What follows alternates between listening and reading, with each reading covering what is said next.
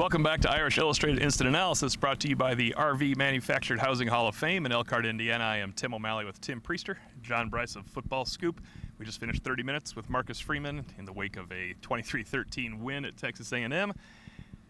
Doesn't get easier all the way through, but it gets easier this week to prepare because I'm sure the distractions and emotions of weeks and weeks of preparing for noise and everything, they are home opener coming up, and Marcus Freeman noted NAU has 18 players coming back, 9 on offense, 9 on defense, and I asked the question, are they preparing ahead of time for teams like NIU and Purdue? And he said, yes, that is part of the summer preparation. Yeah, and NIU, we're not going to talk too much about them here today, but NIU's a pretty good football team. The problem is they just played a team that's lost 24 straight games, and they gained 700 yards, and they're going to see a level of football player at Notre Dame that you could put 5 of the Western Illinois players together, and it wouldn't be comparable to that. But no, that's a big concern. Have we seen what the point spread on the game is? 28. That's a lot, and it's just only natural with everything that Notre Dame went through, as you said, Tim, in preparation, but also the heat and humidity and anxiety and everything that went with Saturday night. It's a little bit of a problem. So you say you give them 24 hours and then back to work.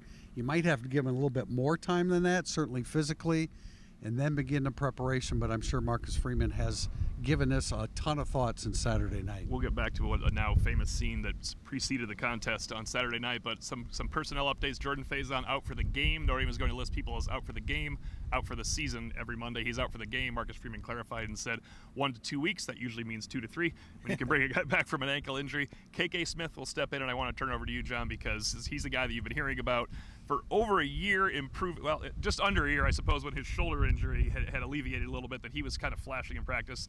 And Freeman said he was available. They considered him to be part of the possible 7-man rotation Saturday. Yeah, and we said Saturday night on the YouTube Overtime Live show that I thought it would be around Louisville before Jordan Faison would be back because it was an ankle injury, not a season-ending ankle injury. What I found interesting today from Marcus's comments were that they consider having 6 starting wide receivers. We knew they had talked very openly about feeling like they had 5 starting linebackers, and we knew that they felt they could easily go 6 deep at wide receiver, but we had never heard him term it. We feel like we have 6 starting wide receivers. KK Smith slides into that number 6 position. He's a guy offensively who had a great camp, much like we talked about Jeremiah Love. In the wide receiver core, KK Smith very quietly but very consistently had a great camp. That's why he's in the position to step up and fill the void left by Jordan Faison's absence. Freeman noted that Micah Gilbert will also step into that 7th role, and he said Gilbert will probably play on Saturday. I think they just go deeper at most positions on Saturday.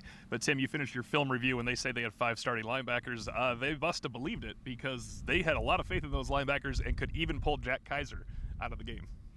I agree. Yeah. I agree. They do have 5 starting linebackers, and I think that I thought Drake Bowen. I've been saying about show it. He showed it. I mean, he didn't make every play, got stood up a couple times. Sure. Every linebacker is going to find a situation like that when you're going against an offensive lineman that's 100 pounds more than you. But no, I thought he played really well when he had paths to ball carriers. He was quick and really, really physical. Jaden Osbury's a very impressive football player. There's one play where you'll see him, instantly diagnose the running back was going to get the ball and attacking him. I thought KVA, there's a physical maturity to KVA that's just different from everybody else, especially when you consider that he's a freshman.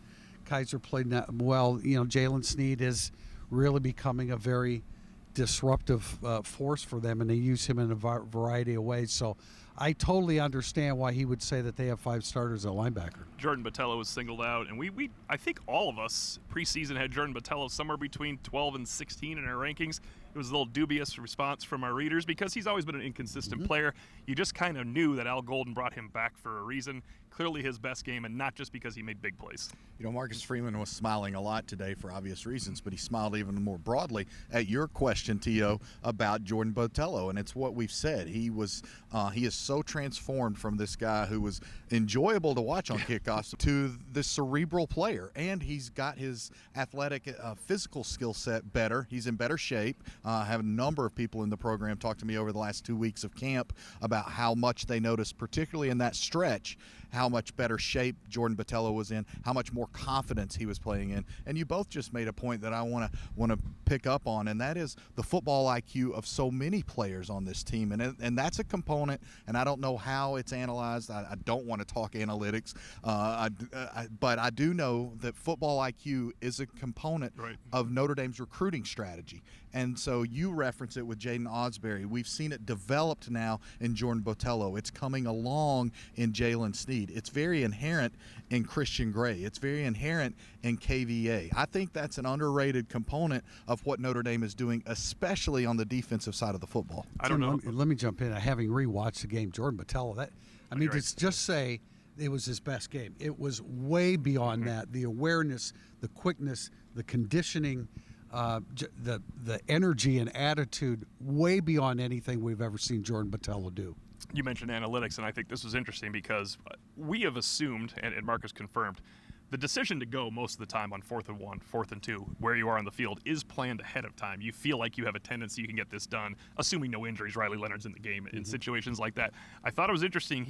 Pete Sampson asked a question about one of the busts, the offensive line. We have not talked about the offensive line. How did that happen, by the way? Yeah. One of the busts in the offensive line, Riley Leonard kind of got smashed on third down. We'll talk about plenty of offensive line a coming little up. bit later. He kind of got hit on third down. It was an absolute bust in the offensive line, and Freeman said, guess what? We scouted them for an entire offseason.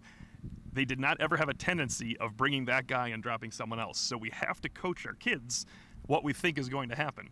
They broke the tendency, and then the coaching starts when you get to the sideline with Riley Leonard. It wasn't up to Riley Leonard to adjust that. He did exactly what the coaches wanted, and that play failed. That's a difficult situation, and that's what kind of the in-game coaching comes into play. Yeah, no doubt. And I think a lot of things are lost over the course of a game, just the emotion that's involved and the adjustments that are made. And like, we watch this game, and we're really oblivious to the reality of a lot of the decisions that are being made. But when you add everything up Saturday night, what a tremendous job by the coaching staff, the players, and Marcus Freeman has given a lot of credit to the strength and conditioning staff. They were ready. Notre Dame was we've said this, the faster, more athletic team, probably the better conditioned team, which doesn't, that speaks to Lauren Lando. It doesn't make sense that Notre Dame should be able to walk into that situation and be the better conditioned team. They had offensive linemen, this is not necessarily conditioning, but they had offensive linemen dropping one a quarter. Right. Well, to your point, yes, it speaks to Lauren Lando, to Waggle. It speaks to Alexa, the team nutritionist. Alexa Appleman. Yes, exactly, Alexa Appleman. And I wrote about her last week. But it speaks to them collectively. I think it speaks to the maturity of this Notre Dame football team, that the players listened to those leaders in those key positions and very obviously took good care of their body. I'm noting this in another content piece I'm working on. Texas A&M College Station has had almost 100 days this year of 90-degree or higher temperatures. South Bend has had approximately 15, and yet Saturday night, the team with the fewest, with by far exponentially less exposure to that heat, performed much more admirably. And yes, some of those were significant injuries or true injuries, a knee sprain or something like that. But Texas A&M had players cramping on both sides of the football, and Notre Dame did not. Their quarterback was throwing up as well. That's on film. That's You'll true. see it. Yeah. Now, I do want to we're going to have a lot more, of course, when our Irish Illustrated Insider podcast in about an hour from now. But I wanted to get into, because it's been on our message board and, of course, went across Notre Dame's Twitter. Marcus Freeman was asked his emotions pregame. He said a little of that was calculated. He said a lot of it was calculated. I have a feeling the emotions kind of got to him because there's 110,000 screaming people, and I hope so. He said some of it was calculated. He felt like, as a parent, as a coach, I need to remind these guys we're ready for what is going on here, because what was going on there was insane. That pregame is absolutely one of the loudest places I've ever been in my entire life. And to talk a little bit about what Marcus said today, what his plan was when he saw in his freshman starter's eyes the offensive lineman. I need to talk to these guys as a parent as much as a coach. Yeah, we asked that question, and I thought it was very interesting, his answer. And I speculated with my wife Jess yesterday when she first showed me the video. I said, I think he's doing some of that on purpose. Now, Marcus admitted that Joanna told him he probably got a little carried away, but I think that that's another sign of growth in Marcus Freeman's comfort and maturity as a head coach, because he looked in that tunnel, he saw how freaking crazy it was, and he recognized, you know what, I need to send a message to our guys that this is what we've trained for. This is the moment. And he was very animated. It's interesting to note that was directly beside Notre Dame's tunnel, was directly beside not just an A&M fan section, but the A&M student section. And it was loud. It was raucous. But I'll tell you what, here's a couple of other anecdotes that I love pregame. I've got a couple of photos of them floating around somewhere to show you how Notre Dame was ready for the moment. Going into the tunnel pregame, a Texas A&M fan in overalls called Ben Morrison over and asked for a photo. Ben Morrison took a selfie pregame with an A&M fan in overalls, and Riley Leonard saw a bunch of young kids along the railing. Some Notre Dame young kids had slid down to the railing in that Texas A&M student section pregame. Riley Leonard goes over and shakes hand and slaps fives with some people before the game.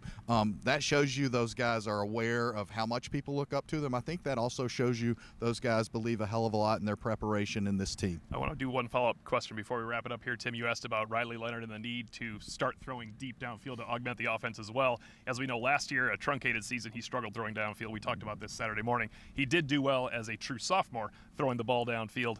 And Marcus kind of said, I really think it can be a strength when you asked him if they need to augment that into the offense. Yeah, the way I put it was, that may not necessarily be a strength, and how do you balance that with what you know he does very well? And he had that grin on his face, and he sheepishly said to me, well, I think he can throw the ball downfield. Fair enough. It's a question that a lot of people have in their minds. Mm-hmm. He had that 4 for 21. Last year, he was 4 for 21 on passes over 20 yards. The year before, it was, now you're not supposed to be over 50% anyway. The year before, he was about 17 for 37, but the completions per completion was 37 yards per completion, 10 touchdowns, 2 picks. So it's dichotomous. We need to see something different than last year in the first game, probably. Yeah, I mean, I wrote it in Tell the Tape today that, look, there are a lot of great things, and that's the guy you want leading this team in this offense. But there are going to be instances coming up where he's going to have to win games, win situations with his arm, and that means pushing the ball down the field some. And it's just kind of been a little bit hit and miss. Just throwing it out there. I mean, I'm glad to hear him say, you know what, we think he can do that. Let's see if he can moving forward. Irish Illustrated Instant Analysis is brought to you by the RV Manufactured Housing Hall of Fame. For John Brice of FootballScoop.com and Tim Priester of Irish Illustrated, I'm Tim O'Malley, and we're off to do a podcast, Irish Illustrated Insider, roughly 1 hour from now.